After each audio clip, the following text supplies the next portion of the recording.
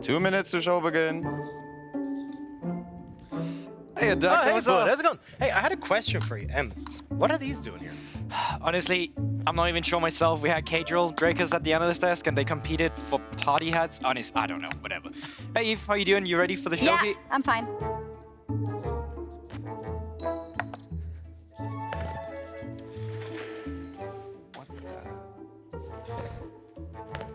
Oh, that was weird, right? Like, what's that all about? Yeah, I've got no clue whatsoever. I mean, it's probably just he's just stressed. I mean, Super Week, right? Yeah, so much fair. to prepare for. We have 4 seeds for Worlds now as well. Playoffs race, pretty crazy. Vitality, not even at the top yet. Rogue, a little inconsistent, weirdly enough. G2 yesterday kind of showed up, but then Fnatic is, oh my god. Wait, what about Fnatic? I mean, they're doing all right. Many moons ago, before the durability patch was but a whisper in the dark nectar, back at Worlds, center stage, it was born. What was born? The curse. 1 minute, everyone. Wait, go! Wait! Wait, Chucks, you can't do this! You can't curse our teams like that! Yeah, leave the teams alone. Oh, you silly goose. You actually believe in that stupid superstition? You think I have any kind of power? Besides, I would never curse teams. Oh my god. That's a relief. Jeez, oh my god, that's such a relief actually. Well, what are you doing with that script then? And we're live in 3, 2, 1. Kings, Legacy, Super Week. It all starts with an LEC broadcast.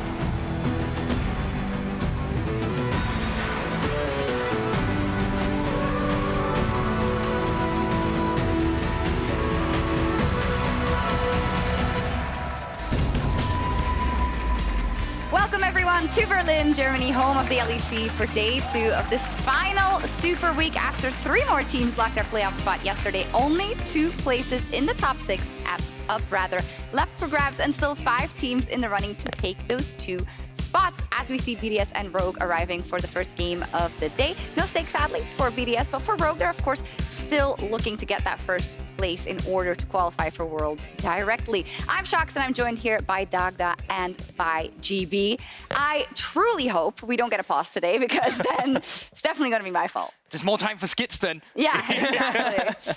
Exactly. But hey, nice that you guys are back, and nice that we still have stakes to play for. Still 2 spots, 5 teams in the running for those. Yeah, I mean, it's absolutely crazy with the amount of games we also had yesterday, the way some of them turned out, the fact that we still have teams that will make or break it today, and then even tomorrow still have something to play for. LEC, man, so spectacular. Let's hope so. Yeah. I'm just sad we didn't get the 5-way tiebreaker. I was all set for the battle that was going to cause. Yeah, no games now. Actually, there could be tiebreakers, but I guess we'll all be able to play them tomorrow if they do occur. But let's take a look at the standings, where we see now that the Mad Lions, Misfits, Rogue, and G2 have all locked their spots in playoff, as we already previously said. And for G2, they took down Mad yesterday, a battle of first versus second, GB, and a convincing win. I mean, it's absolutely incredible that they were able to take down. Yesterday, they were fighting for playoff chances. Today, they'll be fighting for, well, realistically speaking, locking in first for themselves, and then maybe even the 3rd day world chances. Like, these days will just have so massively implication for multiple teams. And I think yesterday, all of G2 just showed up. Yeah, especially when you look at the jungle for Jankos, him being able to find that early success was so crucial to this squad. And then when you look at the individual members as well, it felt like everyone just had that step up. We still see the same chaos that G2 like to bring to the Rift, with them finding fights and scraps all over the place, but being able to take that victory was so crucial to them against Mad Lions. And just for G2, you know, the fact that they're able to step up and find different ways to play, it's not just through Broken Blade, right? You have FLICKR on the Draven as well, Tarkamas being that facilitator on the Enchanter. Everybody on G2 yesterday showed up. Definitely so, and I'm getting a little bit of like Groundhog Day vibes in terms of G2 ramping up by the end of the season, going into playoffs. I mean, do you feel like they are really ramping up, so to say, and getting ready for those playoffs to maybe do a repeat of last time? Yeah, it definitely feels like it, especially when you look at like kind of the experiments they've been doing with like Sejuani being tried by Broken Bay in the top side. It feels like they're kind of testing the field to see what is going to be comfortable for playoffs, and they look like they're all set for it. And just real quickly, for Spring as well last year, that was the exact style they had. All of a sudden, Broken Blade was back on. Jarvan duty all the time for Jankos. Jarvan meta again, great. And playing for the bot lane, right? So I generally feel like coming into a best of 5 scenario, G2 is setting themselves up for success. Yeah, looking at they have a lot in their toolbox. Now, Fnatic versus Astralis yesterday was a very important game in terms of playoff implications. You want to stay ahead of those teams that are next to you in the standings. And Fnatic, Dagda, had a flying start to the Super Week, shutting up a lot of the doubters, I think, at least in their first game. Yeah, and kind of playing to the style that a lot of the doubters were kind of calling them out for, right? Like having a strong mid jungle where Humanoid was able to link up with Razork, being able to get this LeBlanc ahead. And then once you had Wunder on this Gwen as well, side lanes was the name of the game. Fnatic knew they just had a much stronger ability to play out the map. You saw Humanoid consistently taking these tier 2 towers and just causing so much influx of gold. When we got to those late game fights, it was easy peasy. And especially because Fnatic had been had criticism for them being so disjointed as a team as well, and I think fairly so. But in yesterday's game, it felt like everyone was so much more on the same page than they had been in the past. I'm scared saying that though, because I would have said the same to SK when they played last week. They nearly perfect gamed them, and then the day after, well, what do you know? They just got stumped by Vitality. So I mean, not Vitality, but either way, not looking good. No, I mean, yesterday SK actually beat Vitality in a comeback win of sorts, right? So it's just another proof that it isn't all what it seems when it comes to Super Week, and when it comes from everything that is on the line, it is making playoffs or your season is completely over. Yeah, and the fact you got so many teams still vying for that spot is absolutely incredible, especially to say SK being able to take down Vitality yesterday, keeping their dreams alive. Now they go up against XL later as well. They've just got so much to play for. It's crazy, and I'm glad you mentioned SK because we want to take a look at some players that really showed up yesterday, and I feel like their support might be in the mix. So GB and Dagda, run us through your top players from yesterday. Yeah, so I think coming through from SK, as you just so much highlighted here, is going to be Trees. And I think SK came into this with a really wonky draft. It looked hard to play on paper, and it was difficult to pilot, but I feel like when we then bring into the pilot here of Trees, he continuously found key flanks, key engages on the backline to set up the rest of his team here. Yeah, and it felt like a 1-2 combo, right? Gilius was so often getting this spell shield out of key members like this Sivir, making sure that they were uncomfortable, and then having the engage coming through from Trees, this Rakan, setting up Jezu on this Yasuo, and it was so beautiful to watch. It was just nowhere to go for Vitality. They were caught every step of the way. Yeah, so every time we get near towards playoffs, Rakan just rises in priority and becomes the champion to play for. But on the other end, there's not a support moving into a jungler.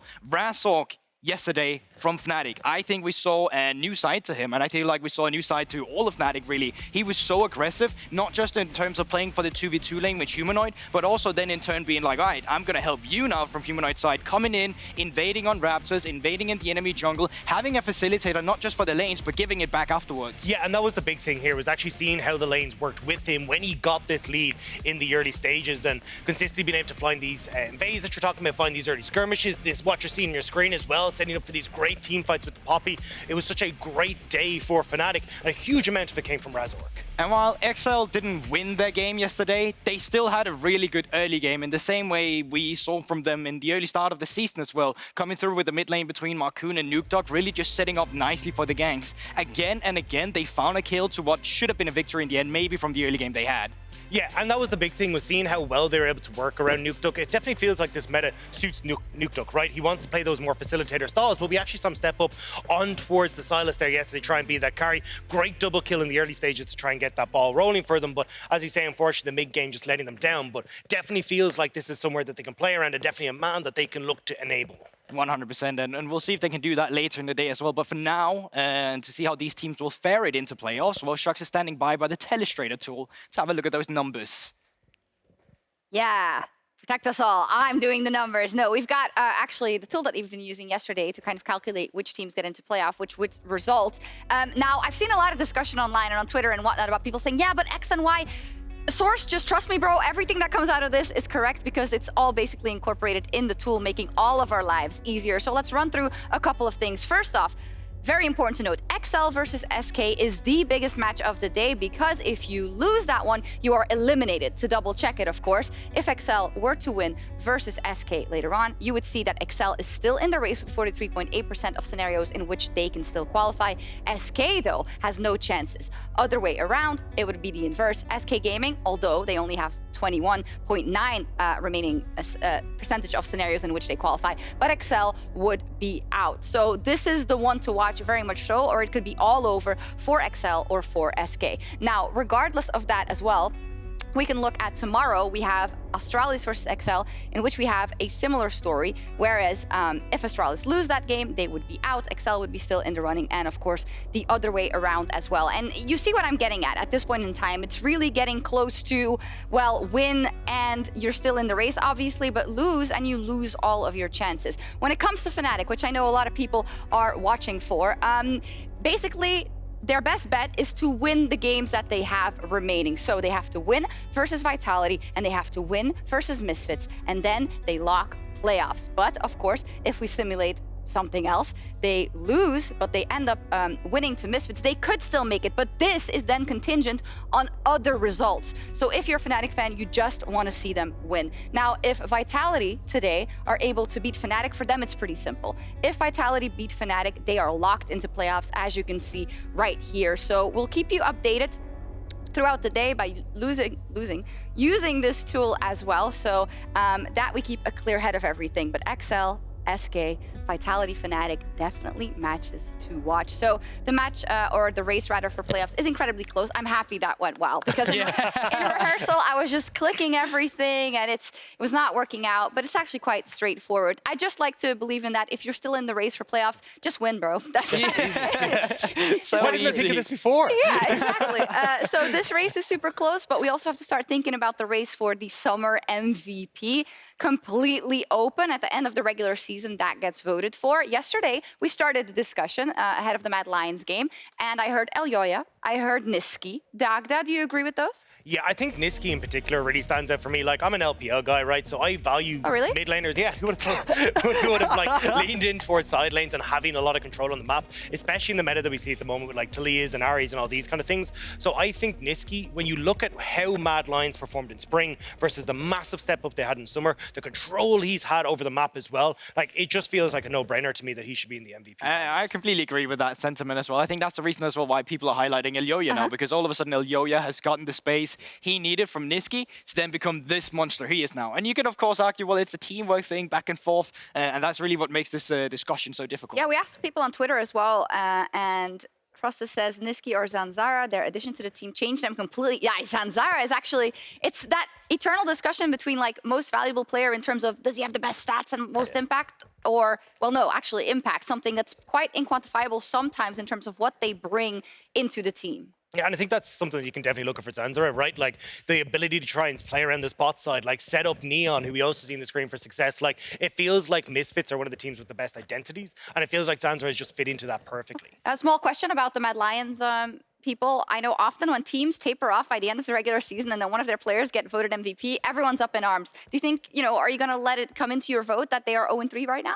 No, not at all whatsoever. I still think the regular season that Mad Lions has had earned them a place in this discussion. And in general, those 3 losses right now really doesn't take away from all the great stuff we've seen throughout the season. I'm glad you said discussion. It's a discussion. This is not locked in. We're just, we're talking, we're discussing, we're vibing. So I heard Neon being dropped. Of course, we just saw Zanzara. That's a really interesting one, I think automatically you might think, is it going to be VTO again? Why is it that you think Neon deserves it? So I actually think Neon's kind of been flying under the radar for a while now. I think because VTO has outstanding performances, especially when you look back in spring, coming into summer. He's had some games that have held on to Misfit success, but when you look at the damage percent, right, like Neon has been the late game insurance for this squad. Zanzara, the reason they've been successful is him playing around the spot side so aggressively and having things like the Twitches, the Sivers that in those later stages come out to the table and are carrying these fights for Misfits. And just specifically for Misfits, right? The fact that we're talking about other players here instead of VTO is also just because, well, multiple members have started to show up. Beforehand, it was like, well, VTO was the guy guy getting them ahead. Now you get guys like Neon, and it's not just under Jinx. He's not just a one trick. He's doing it on multiple champions, and he deserves a spot. Yeah, it looks more like a team effort right now for Misfits. Maybe that's why it's working out so well. We also had Perks on there, and Comp. Perks, I think, is interesting as well. Definitely had a great season so far. I really just think that Perks has become the catalyst of this vitality, and they've actually become way better at playing around him now towards the later half of the season, where we've seen them getting this win. The fact that Laprof and Haru is actually spending time getting in ahead that they can now use on a side lane has really just garnered vitality, the victories they've so often had now towards the later stage. And it's all about how he tries to use those in side lanes as well. The fact is, you say, like, getting into Alfara's lane, getting to both solo lanes ahead on vitality, it looks absolutely insane. And I mean, for Comp as well, when you look at this guy, like we talked about, like we just praised Neon. Neon on Euphoria was like, man, Comp and Trymbi are a different beast. Like they are so damn good. The fact that they have lane dominance that lends itself into team fights as well, it just feels like Comp has stepped up huge for Rogue and is one of the best AD carries we have in the league right now. So many pro players on the bot lanes have been out to say this as well. And I think it's also just the flexibility you get from this kind of guy due to the nature that, well, he plays everything that's in the meta and everything that might not be. We saw him at the start with like Senna and Seraphine as well, showing that it's not always just the AD carries. And having this flexibility specifically in a team like Rogue as well just offers so much more from drafting point of view to how you want to play the game. Purely a guy that's been phenomenal this season. Yeah, a level of consistency that actually automatically, I think, puts you in that discussion for MVP. Well, we'll find out later who will be our summer MVP. Not like later, like in a bit. Like for it's a while. It's going to be a while. But watch out for our potential MVP performances in our top of the table clash later tonight when G2 Esports and Misfits Gaming face off in our LG Ultra Gear Match of the Week.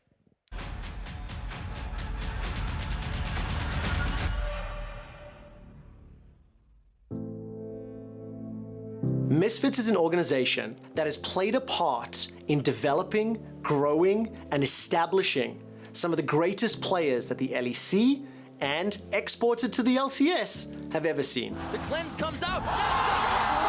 Misfits were the team that first showed the West that they could compete and possibly win against the East.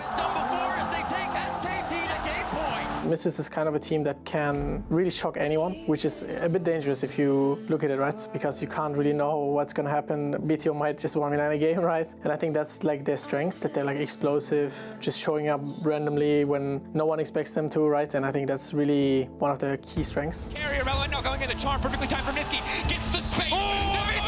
He wants the finish and he gets it. The chain last. The Misfits of Spring was a one-dimensional team. It relied on VTO to carry 1v9, or they simply could not win the game. In summer, Misfits have developed a style and additional players stepping up to carry. He's going to have to back away. VTO has the ultimate.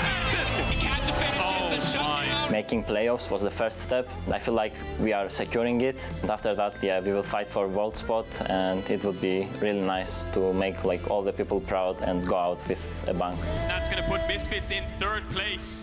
For G2, they're playing to reclaim their throne as the undeniable best team in Europe. G2 claim their ninth title! Every game will matter because they are the same scorer as us right now. And I think if you want to have a good showing at Worlds, we first need to have a good showing in Europe. These last 3 games, I think it just matters that we show what we can do. You know, we show that we can improve no matter how we started. The game for Fnatic! Last split we managed to turn it around for playoffs, but it's nice for me if we can show some more dominance and actually come up with a win streak and really prove that we're not just a team in Europe that manages to like barely win EU. We're a team who is here to win from the start, and there's no one challenging us.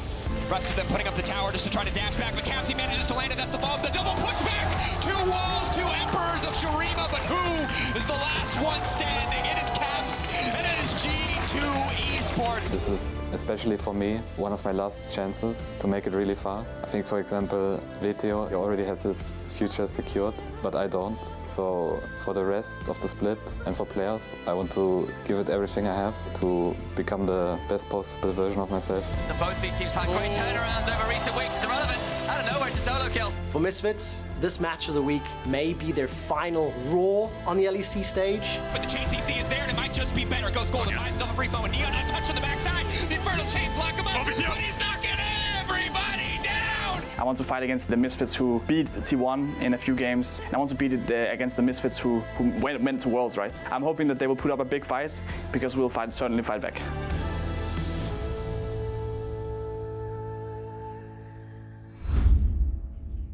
Yeah, who would have thought it a few weeks back that G2 versus Misfits would be a match for first place, Not possibly. me. Not me. Not me. Look at us, not me.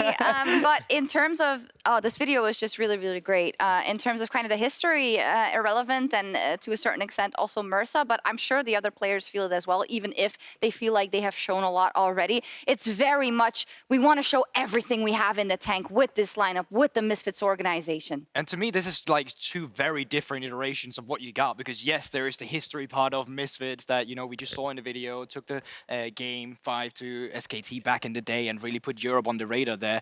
But I also feel like with the new Misfits we see here, this is a Misfits built on rookies. Like, we're not sitting with the Alfaris and Salmo Max Loss we had back in the day. This is a Misfits where you have everything to play for. The org is not even here next year, and this is just players that wants to prove themselves. They have to fight, they have to hunger, and what they've done so far has actually been remarkable considering their experience. Yeah, and I think the hunger is the one that really stands out to me, right? Especially when you look at guys like Irrelevant who have only just joined the team. Like, this guy has been so good in that tank position, being able to set up for these team fights where we're highlighting Video and Neon. It has really just been the case of him being in the right place at the right time, having the right PL tools for this squad. And as well, I think MRSA as well, starting to step up. I don't think he gets the spotlight an awful lot, but he's really started to step up when it comes towards his roams, the timers that he has, and trying to get in towards mid lane, getting those early successes for Video. And this is where Misfits have been able to kind of bridge that gap into the late game where they pop off. Yeah, it's been a joy to watch their development as of recent. So a wonderful match of the weekend for G2. They are locked into the playoffs, just like Misfits are, but G2 still have a chance to lock that first place at the end of the regular season with the champion points that are in the mix.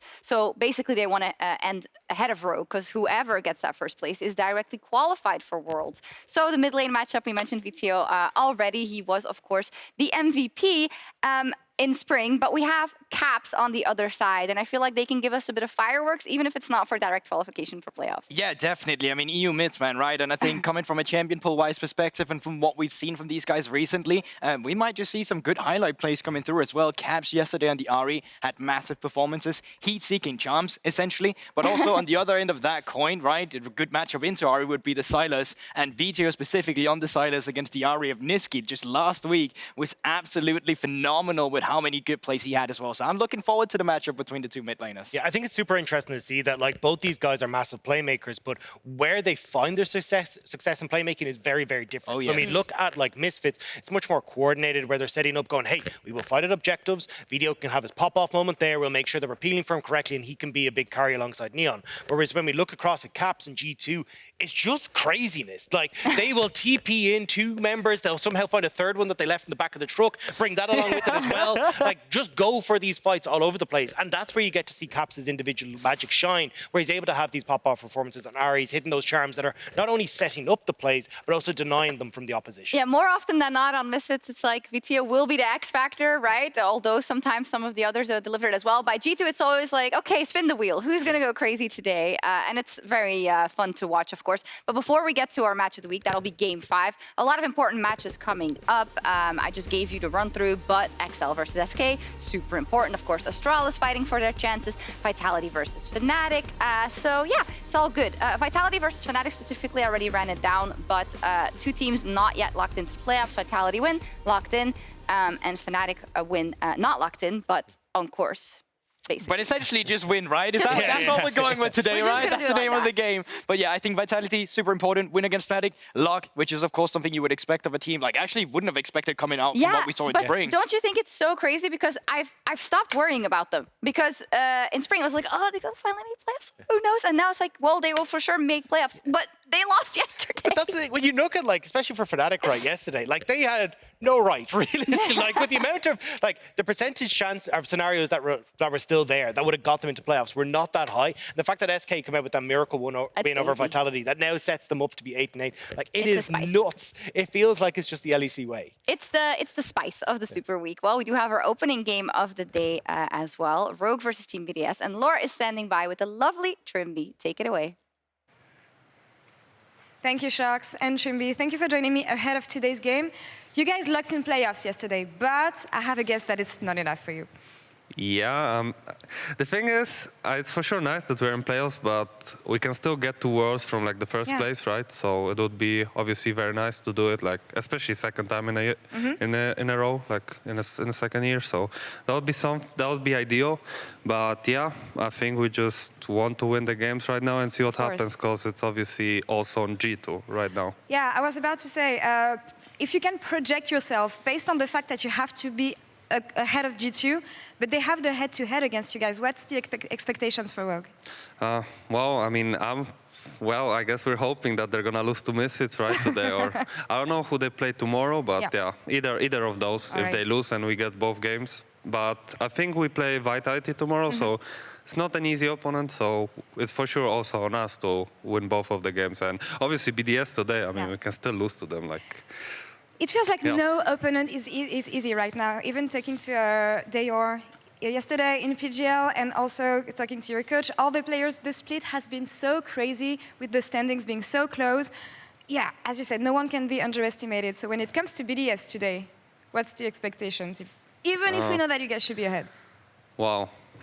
And I just want us to play the similar game that we had yesterday. Maybe not in exactly the same, because we still were doing quite a lot of mistakes, but I think we improved a lot throughout these 2 weeks, and I think yesterday it kind of showed how we had a lot of things prepared. So I just want to keep going and try to make sure that today we're gonna have a clean game out. And yeah, I mean, it would be nice to stomp them, obviously, just for morals and stuff. But yeah, it would be nice to have a good game for sure. All right. Well, when you think about the game yesterday, I talked to your coach before the game, and he told me that the struggles for Rogue, especially lately, was because you guys lost your identity. Obviously, it feels like against Excel, you were the one getting it faster. But would you say that you're back and you guys have found yourselves again? It's hard to say we're back. I think it's still a process at the end of the day. And I think we just need to make sure that we're just gonna play well, and we're just gonna use all of the stuff we're learning throughout the weeks. And I think then we can say that we're for sure back and ready to rumble. But for now, it's just still a process. I still believe we can do quite a lot right now, regardless of where we are and where's our state at. But yeah, I think we can get better and better. So I'm happy with where it's coming. And yeah, I just hope we're gonna actually do well. Yeah. And let's see if you can show it for the 2 games you have left. Trymbi, thank you for the interview. Good luck today. Thank you very much. Shocks, back to you. Back to you, Shocks. Nice. You do it next time. Thank you, Trymbi. Oh, man. I love listening to Trymbi. He is always very well-spoken, and he's just a great guy. You can see super reflective. Super reflective. I did also like that we want to stomp BDS, you know, sometimes.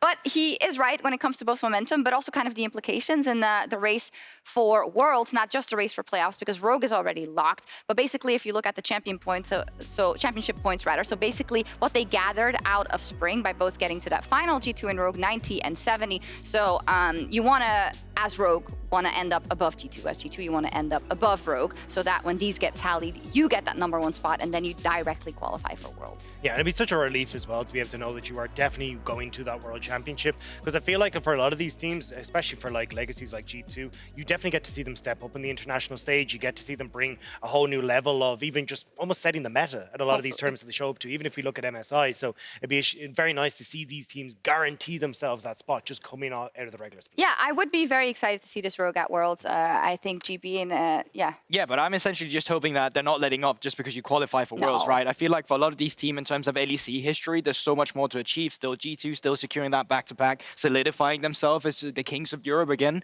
And for Rogue as well, with their storyline, still never having that trophy. So I think while Worlds is important, I also would love to see some of these teams continue what they really need to win. Especially Rogue. And that's what I was going to say. For Rogue, I think as well, it'd be a big confidence boost for them. Because look, it was very much Malrang kind of taking over back in spring. He hasn't been able to find the same success in a much slower pace of meta. So the fact that for Rogue to be able to go, hey, look, we've got Worlds in our back pocket. We know that we deserve to be there. It gives them a little bit of a confidence boost to know, hey, look, we can still do it. And especially after the win yesterday, it feels like Rogue can kind of use that little bit of a pick-me-up, as we saw from Talk about a pick-me-up. Talk about a confidence boost yesterday.